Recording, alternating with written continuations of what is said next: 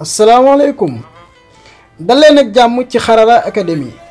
mbokk yi seetaan Xarala tey ñëwaat nañu ak yéen ci suñu tutoriel bu bees comme ni ngeen ko xamee rek bële passé partagé woon nañ benn application pour nga mën a connecté wu gratuite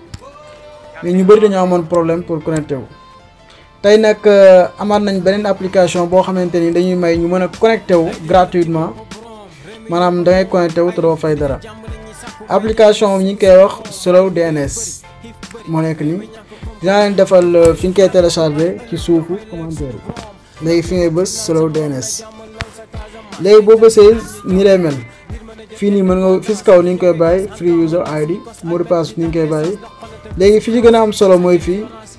ngay sélectionné serveur yi maanaam fi nga bëgg connecté comme bu ma sélectionné bii léegi fii nga ñëw nga def 888 fii nga ñëw def 300 fii nga ñëw 80 voilà fii nga def ko 80 fii nii da nga koy sélectionné binary kii fii tamit da nga koy sélectionné léegi moom day xool serveur yi nga xamante ni ñoo gën a jàppandi maanaam réseau internet yi gën a jàppandi pour mën si connecté wu moo tax mën nga sélectionné benn serveur mun la serveur bi dafa fees wala léegi ñu essayé ba xam. mu nekk application boo xamante ni connecté wu nañ ci gratuite léegi mi ngi xool premier serveur bi ba xam ñu muy def fii tg14.nl moo nekk premier serveur léegi mi ngi nii dem authentification authentiqué bi finalize setup final setup gis nga current server is full mu ni serveur bi nga sélectionné daa fees léegi nga essayé beneen noonu lay def boo sélectionné benn serveur bu demul da ngay sélectionné waat beneen nga xool ba am ndaxte ñi si connecté wu dafa bëri looloo tax muy fees ak yooyu waiting for server reply serveur nag yi si gën a gaaw mooy 59 bi ak 74 ak 76 77 li nga si gën a gaaw mais yii li muy fees dafa bëri comme boo jëlee bii ñu xool 77 bi yii mooy yi si gën a gaaw mais li muy fees dafa bëri trop waiting for server reply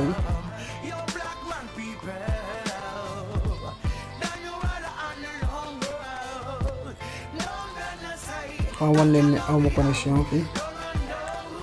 comme boo duggee google.com ni demul moo lay wan ne awma connexion voilà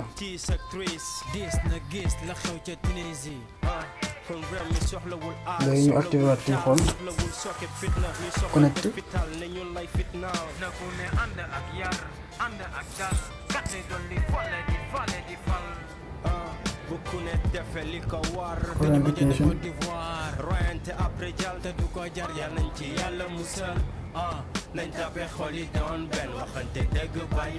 léegi connecté wu na nii comme gis nga mi moo ne ma disconnect maa ngi connecté woo ci serveur free.tg61.nl serveur léegi ñu xaar tuuti leen gis message yi commencé ñëw comme message WhatsApp yi wala ñu dugg Google xool comme par exemple google.com dina ñëw voilà message WhatsApp yaa ngi nii commencé na ñëw parce que Google la nii gis nga Netherlands mooy Pays-Bas gis nga nii léegi Google mi ngi ñëw li moo nekkoon suñu application bu tey ñu essayé ko mu dox normal yow tamit mën nga ko essayé bu doxul tamit mën nga ñu def signe wala nga def benn commentaire wax ñu ko merci ñu ngi leen di ñaan ngeen abonné ci chaîne bi daal koy partagé merci ba beneen yoon ci beneen tutoriel.